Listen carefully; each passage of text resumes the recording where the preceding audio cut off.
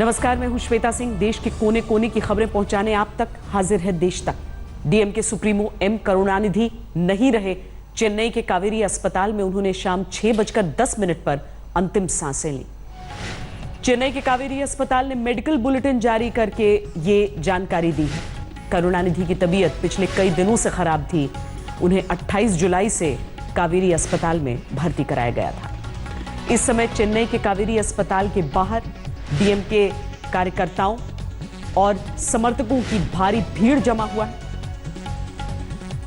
करुणानिधि का पार्थिव शरीर अस्पताल से गोपालपुरम आवास ले जाया जाएगा, जिसके बाद कल सुबह जनता उनके अंतिम दर्शन कर सकेगी।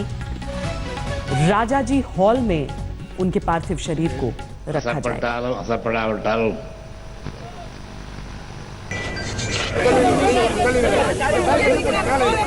करुणानिधि के तमाम समर्थक, डीएम के कार्यकर्ता, सारे लोग अस्पताल के बाहर लगातार तब से जमे हुए हैं, डटे हुए हैं, जब से उनके प्रिय नेता की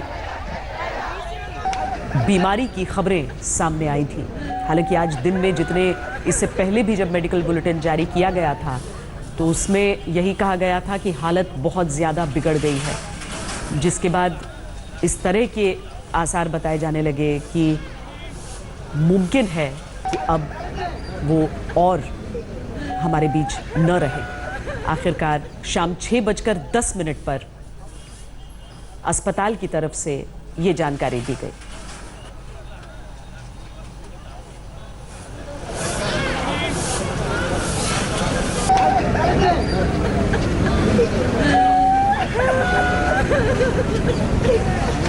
हमारे साथ हमारे पॉलिटिकल एडिटर अशोक सिंघल इस समय न्यूज रूम से जुड़ रहे हैं। अशोक जी, लगातार मालूम था कि करुणानिधि की तबीयत बिगड़ रही है और उनके समर्थक भी इसी चिंता में अस्पताल के बाहर दिन रात डटे हुए थे। जाहिर है कि एक बहुत बड़े कद का नेता आज हमारे बीच नहीं रहा।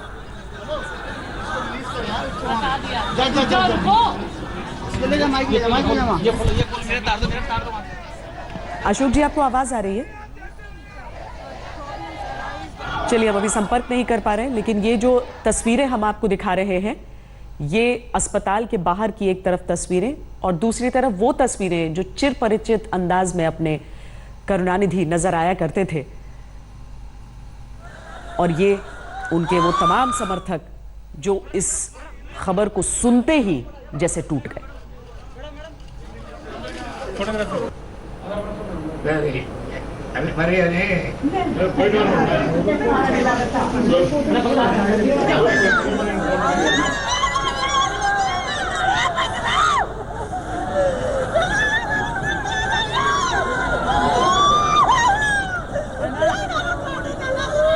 चौरानवे साल की उनकी उम्र थी। जब से राजनीति में आए तब से न जाने कितने नेता आए गए, लेकिन आप उनके समर्थकों की इस भाव को देखकर समझिए कि क्या अहमियत थी एक ऐसे नेता की।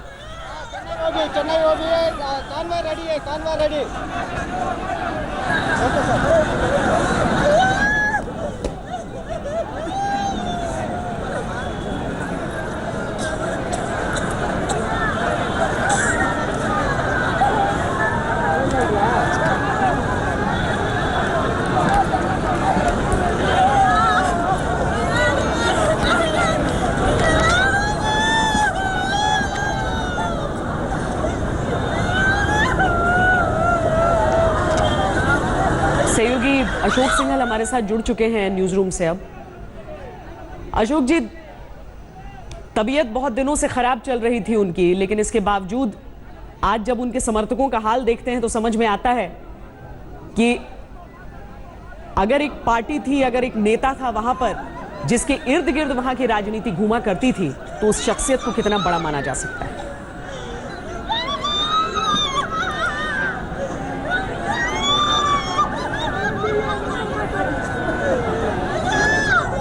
चलिए, हमारी आवाज एक बार फिर उन तक नहीं गई है। डीएमके के केवल नेता नहीं थे करुणानिधि, 5 बार मुख्यमंत्री रहे तमिलनाडु के। अस्पताल के बाहर की तस्वीरें लगातार हम आपको दिखा रहे हैं। पिछले 24 घंटे में उनके मल्टीपल ऑर्गन फेलियर उनका हुआ था और बहुत कम उम्मीद रह गई थी डॉक्टरों की तरफ से जितनी भी जानकारी दी जा रही थी। लगभग 11 दिन हो गए थे अस्पताल में उनकी बीमारी से लड़ते हुए। उनके 11 दिन उनके हो गए थे और आज आखिरकार शाम 6:10 पर यह घोषणा की गई।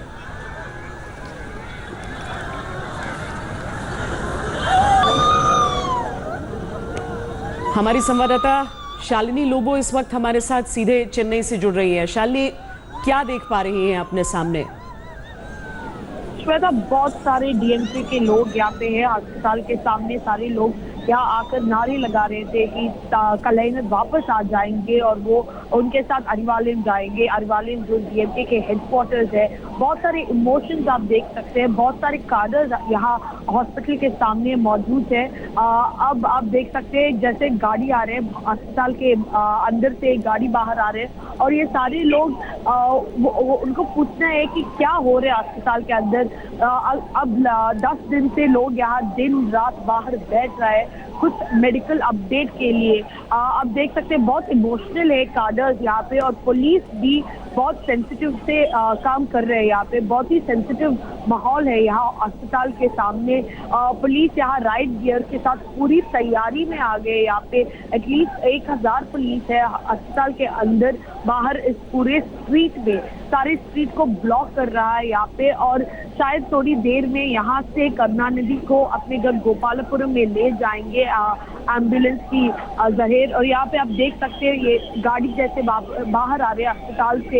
ये लोग सारे पूछ रहे कि क्या हो रहे हैं, अंदर कुछ हो रहा है, लोग रो रहे हैं। यहाँ पे 6-10 को करुणानिधि के मृत्यु हो गए थे।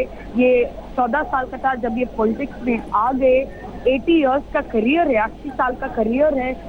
जो एक पॉलिटिशियन की तरह एक लीडर था वो, और जो 60 इयर्स में इलेक्शन लड़ा, एक भी इलेक्शन हार नहीं गए। तो वैसे लेवल का लीडर है मिस्टर करुणानिधि। और यहाँ पे आप देख सकते हैं बहुत सारे लोग, सिवाय चेन्नई की नहीं लेकिन तमिलनाडु के डिफरेंट कॉर्नर से लोग यहाँ आके यहाँ बस उनके कलेनर से मिलने के लिए लोग यहाँ आके दिन और रात यहाँ बैठ के प्रे कर रहे थे कि सब कुछ ठीक हो जाएंगे। जब जब मेडिकल बुलेटिन आ रहे थे लोग भाग के जाते थे गेट की तरफ और पूछते थे कि क्या हो रहा है अंदर।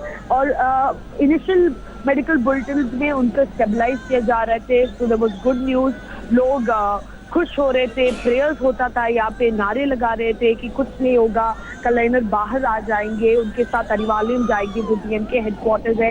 लेकिन आज जब मृत्यु का न्यूज मिला तो लोग यहाँ पे बहुत इमोशनल हो गया। आप देख सकते हैं जैसे लोग रो रहे हैं हॉस्पिटल के बाहर, यहाँ से हट नहीं रहे। और इसी वक्त उनके गोपालपुरम रेजिडेंस में जहाँ पे फैमिली मेंबर्स है, मिस्टर करुणानिधि की बेटी सेल्वी है वहाँ पे, और उनके स्टालिन के वाइफ भी है वहाँ पे, दुर्गा।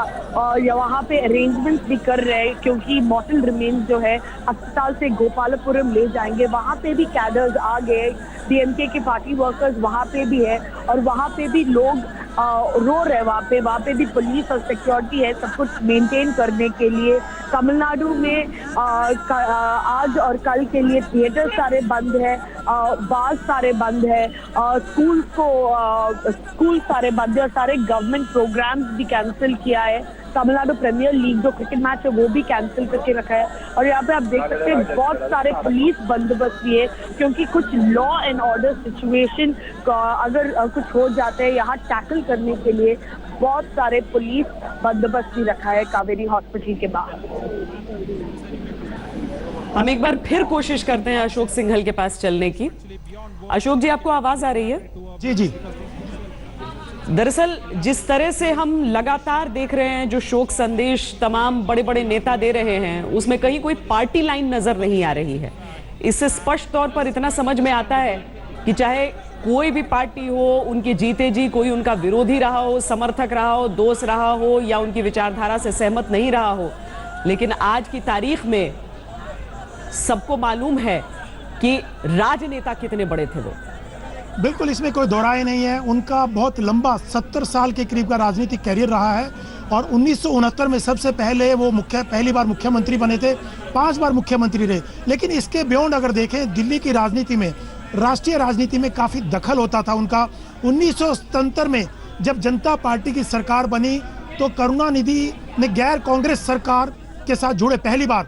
1977 में वो राष्ट्रीय राजनीति में उनका दखल देखा गया साफ तौर से, वो अहम भूमिका में थे। उसके बाद 1989 में वीपी सिंह को प्रधानमंत्री बनाने में करुणानिधि की खासी भूमिका थी। उसके बाद उनका कद बढ़ता रहा और 1996 में भी काफ़ी उनकी भूमिका रही। लेकिन 1991 में उनका सबसे बुरा दौर रहा जब उनको एक भी सीट लोकसभा में नहीं मिली। लेकिन 1999 में वाजपेयी सरकार से वो जुड़े, उनके साथ शामिल हुए, उनके मंत्री शामिल हुए वाजपेयी गवर्नमेंट में, वो यूपीए सरकार का हिस्सा भी रहे। लेकिन 2004 में कन्नी मोड़ी और जब उनके डी राजा पर 2G में आरोप लगे तो वो Tamil separateness. So all in all, he was a versatile man. He could write beautifully, he speak beautifully, organize magnificently. So he was truly a political personality. Karunanidhi और उनका मेरे जान पहचान 1974 से थी और इमरजेंसी का उन्होंने विरोध किया था और बड़ी उनको यातनाएं हुई उसके और के बेटे के साथ। लेकिन उनका जो भ्रष्टाचार पर एक नरम जो स्वभाव था, उस कारण से जो स्टेट इतनी क्या बोले वैसे इतनी शुद्ध थी कामराज के राज में, उसको उन्होंने परिवर्तित करके एक सब चीज़ को नीलाम के स्थिति में पहुंचा दिया था, जो जयललिता एक कदम और आगे ले गई थी। और उन्होंने एक जो तमिलनाडु और भारत के शेष भारत का जो रिश्ते बनने चाहिए थे और एक समन्वय होनी चाहिए थे, उसको उसने तोड़ा। और इसीलिए मैं समझता हूँ इसके बारे बहुत प्लसेस भी और माइनस भी होते हैं। उसमें प्रशंसा करने के लिए बहुत चीज़ें हैं।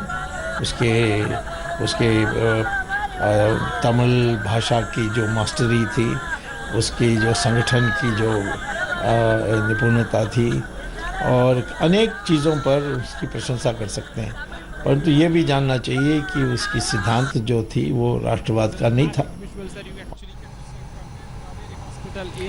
1969 में मुख्यमंत्री बने जब जो डीएमके के अगुआ अन्नादुरई, उस समय उनकी मृत्यु हो गई थी।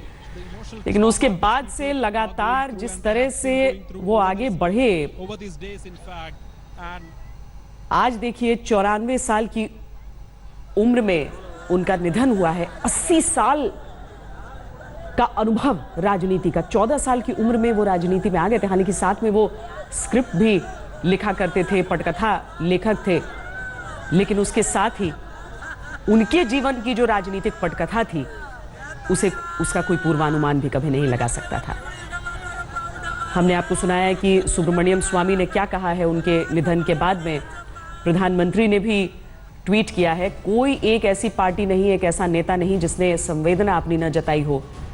प्रधानमंत्री ने ट्वीट करके अपना दुख जाहिर किया है, संवेदना दी है करुणानिधि के परिवार और उनके जितने भी समर्थक हैं असंख्य, उनको उन्होंने लिखा है कि भारत और खासकर तमिलनाडु शिद्दत से उनकी कमी महसूस करेंगे। ईश्वर उनकी आत्मा को शांति दे। हमारे साथ हमारे सहयोगी अशोक सिंघल लगातार न्यूज रूम से जुड़े हुए हैं। शालिनी लोबो हमें चेन्नई से जानकारी दे रही हैं उस अस्पताल के बाहर से। अशोक जी, जिस तरह से 24 घंटे में जो मेडिकल बुलेटिन्स आ रही थी बार बार अस्पताल से, उसे देखकर ये स्पष्ट होता जा रहा था कि शायद अब करुणानिधि न रहे हम सब के बीच। और इसीलिए अभी जो हम तस्वीरें देख रहे हैं, समर्थकों में भी ये बातें फैली थी। हालांकि हमेशा वहां पर लोगों का हुजूम रहता था, लेकिन अभी तो जो तस्वीरें दिख रही हैं, अंतहीन वहां पर लोग मौजूद हैं अपने नायक को, जो भले ही राजनेता थे लेकिन इन सभी के नायक थे। जितने भी समर्थक वहां पर मौजूद हैं, वो सब वहां पर उसी तरीके से मौजूद हैं। बिल्कुल, करुणानिधि के बारे में जैसे मैं बता रहा था, सिर्फ तमिलनाडु ही नहीं, देश की राजनीति में खासा रोल रहता था, उनकी अहम भूमिका रहती थी। कई प्रधानमंत्री बनाने में उनकी भूमिका रही, चाहे वीपी सिंह रहे हों, चाहे उसके बाद देवेगौड़ा हो, फिर इंद्र कुमार गुजराल हो। तो कहीं ना कहीं वो बीजेपी के साथ भी रहे, एनडीए गवर्नमेंट में भी रहे, कांग्रेस के साथ भी रहे, एंटी कांग्रेस राजनीति भी उन्होंने की।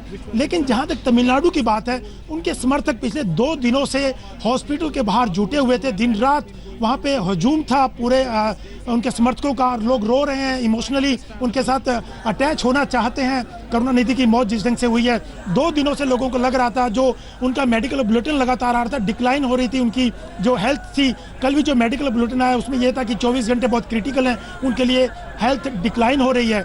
तो कहीं ना कहीं ये अंदेशा लग रहा था कि अब रिकवर करना बहुत मुश्किल है और स्थिति काफ़ी ख़राब होती जा रही है। उनके अंगों ने काम करना बंद कर दिया था। तो कहीं ना कहीं ये लग रहा था उनके समर्थकों को भी, उनके पार्टी के कार्यकर्ताओं को भी, कि अब मुश्किल होगा इस स्थिति से उभर पाना, इम्प्रूव कर पाना। इसलिए वहाँ पे 2 दिन से जमावड़ा लगा हुआ था। दिन रात समर्थक और कार्यकर्ता और नेता हॉस्पिटल के पास डेरा डाले हुए थे और जैसे ही मौत की खबर आई तो तमाम लोगों का रोना धोना और कहीं ना कहीं बहुत इमोशनल हो गए वहाँ के जो लोग हैं तमिलनाडु के, उनके कार्यकर्ता यानी दूसरी पार्टी के लोग भी जो श्रद्धांजलि उनको दे रहे हैं, चाहे अक्रॉस द पार्टी लाइन जिन लोगों के ट्वीट आ रहे हैं, जो मैसेज दे रहे हैं, कहीं ना कहीं करुणानिधि का इससे कद बताता है कि कितना बड़ा राजनीतिक कद था।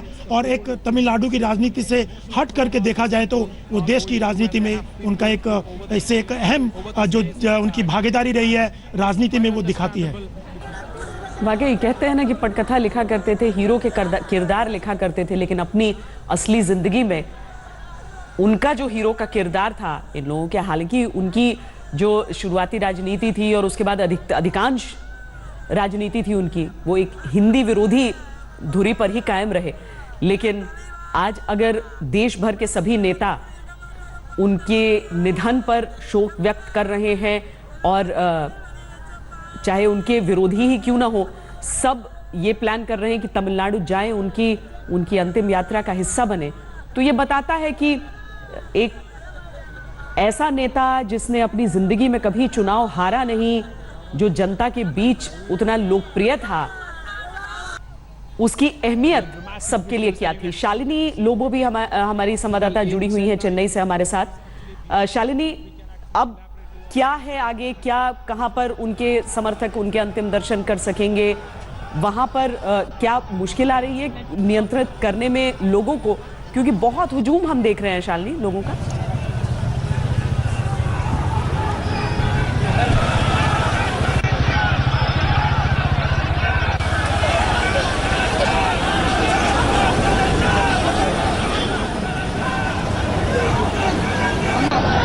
श्वेता, यहाँ पे बहुत सारे लोग हैं, यहाँ पे अस्पताल के सामने आप देख सकते हैं कैसे पुलिस भी यहाँ स्ट्रगल कर रहे हैं लॉ एंड ऑर्डर मेंटेन करने के लिए। बहुत सारे इमोशनल कार्डर्स है यहाँ पे जो नारे लगा रहे हैं, एरिंद वांग तलेवा, उसका मतलब है आप आ जाओ, उठ के आ जाओ तलेवा। और पुलिस भी यहाँ बहुत मुश्किल से ये कार्डर्स को कंट्रोल कर रहे हैं। आप यहाँ से उनके मॉर्टल रिमेन्स ले जाएंगे गोपालपुरम उनके घर पे और वहाँ से राजाजी हॉल।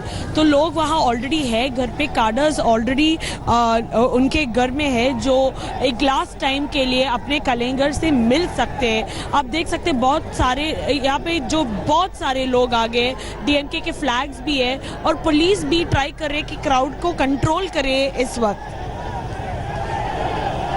जी, हम एक तरफ तस्वीर दिखा रहे हैं करुणानिधि की और दूसरी तरफ वो तमाम उनके समर्थक जो धीरे धीरे, जैसा शालिनी बता रही हैं, बढ़ती जा रही है उन लोगों की संख्या जो जानते हैं कि अंतिम दर्शन के लिए उनके पार्थिव शरीर को आगे ले जाया जाएगा, उनके लिए रखा जाएगा, लेकिन उसके बावजूद वो इस पल में उनसे दूर नहीं रह पा रहे हैं। और इसीलिए वहां पर आप जो चौथी तस्वीर हम आपको दिखा रहे हैं, जिसमें आप उन लोगों की संख्या देख सकते हैं, कितनी बड़ी तादाद में लोग आ रहे हैं। भारत में जब दूसरे चुनाव हुए थे 1957 में, तब करुणानिधि ने चुनाव लड़ा था और जीता था। सोचिए अब तक का सफर। लेटेस्ट खबरों के लिए यूं ही देखते रहिए आज तक और इस वीडियो के पसंद आने पर लाइक, शेयर एंड सब्सक्राइब करना ना भूलें।